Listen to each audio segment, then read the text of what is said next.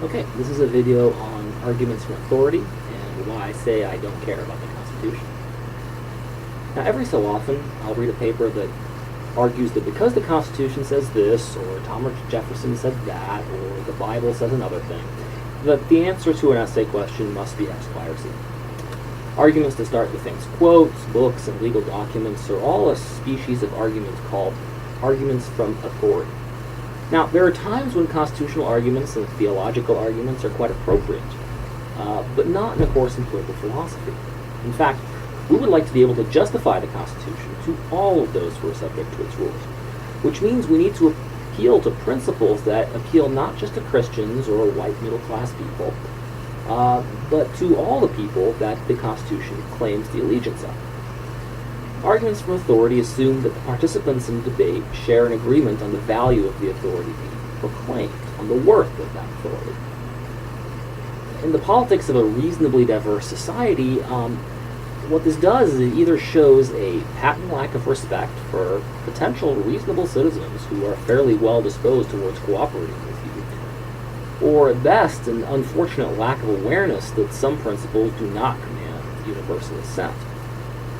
Now, to be sure, universal agreement is a tough standard and is hard to find, and when you do find universal agreement, it rarely has enough substance to solve the difficult political questions we face, like, for example, whether we have a right to die or whether it is wise to buy and sell kidneys, for example. What you need to do is to argue from principles that are widely shared, in particular, principles that are shared by your opponents. And if possible, explain why not sharing those principles might be problematic.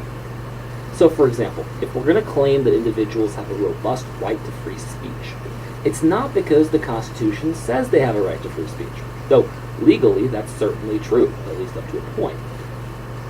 We can show, for example, that free speech in the scientific community is necessary for scientific and technical progress, right? We know that the best science is the one that survives the most amount of criticism, and can answer, in effect, all the possible criticisms. We can also show that the power to censor criticism makes it harder to correct mistakes in public policy, right? So if everybody is too afraid of the government to point out when the government's made a mistake, then it's hard to correct that mistake, and people go on living worse lives than they otherwise might have. And of course, we also know that censorship in practice is often used by the powerful against the vulnerable.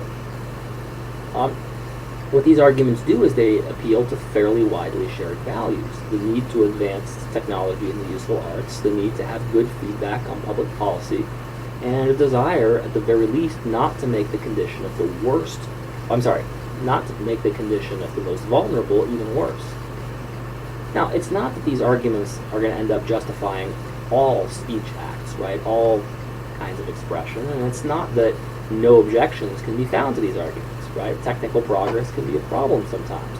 Permitting open dissent might turn a good public policy into a bad one, and maybe we should care less about the vulnerable sometimes and worry about promoting our most talented. But to the extent that the principles one is arguing from are fairly widely shared and seem to all converge on the same norm of toleration when it comes to speech, and that's true for even disrespectful or disturbing speech, then I think we have a pretty good argument.